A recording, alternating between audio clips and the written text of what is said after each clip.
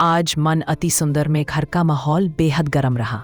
राधिया ने तो अपनी मेहनत और नए आइडिया से सबको चौंका दिया, लेकिन घर वालों की नाराजगी उस पर टूट पड़ी, खासकर एकता जो मौका ढूंढ रही थी।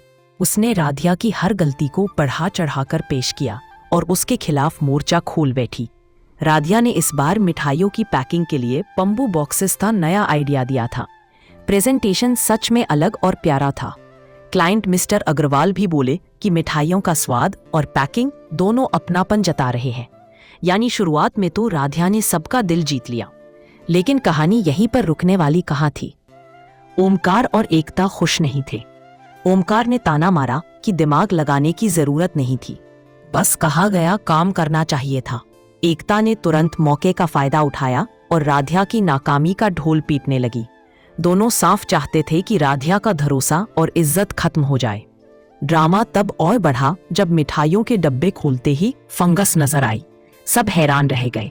ओमकार और उसकी मां ने बिना देर किए इल्जाम राधिया पर मढ़ दिया। बोले कि उसने गीले हाथों से पैकिंग की होगी, तभी मिठाइयां खराब हो गई। क्लाइंट मिस्टर अग्रवाल भी नाराज हो गए और बोले कि अगर सैंपल ही खराब है तो बड़े ऑर्डर का रिस्क कैसे लिया जाए। लेकिन राधिया इतनी आसानी से हार मानने वाली नहीं थी। उसने कहा कि ये वही मिठाइयां हैं जो भगवान भोलेनाथ को भोग लगाकर बनाई गई थी। फिर उसने क्लाइंट को वही मिठाई चखाई। मिस्टर अग्रवाल ने स्वाद चखा और तुरंत मान गए कि मिठाई बेहतरीन है। उन्होंने कहा कि ऑर्डर मिलेगा, लेकिन पैकिंग पर खास ध्यान रखना होगा। यानी आखिरी वक्त पर फिर से राधिया ने सब संभाल लिया।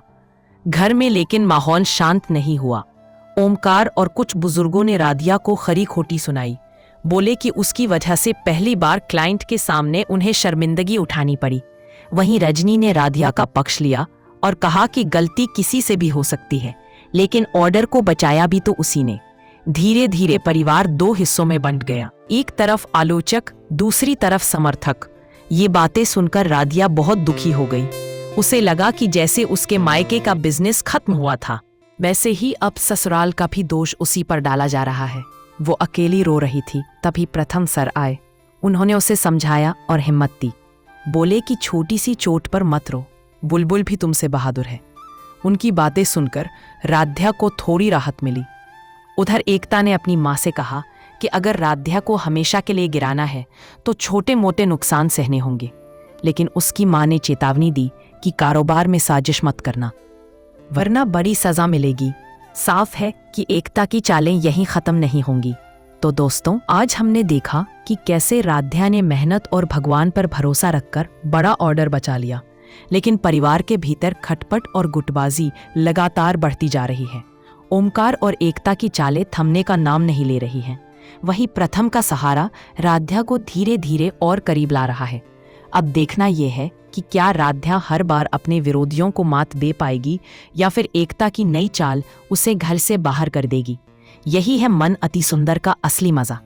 अगर आपको आज का ये वीडियो पसंद आया हो तो वीडियो को लाइक करें और चैनल टीवी शो मित्र को सब्सक्राइब करें। धन्यवाद।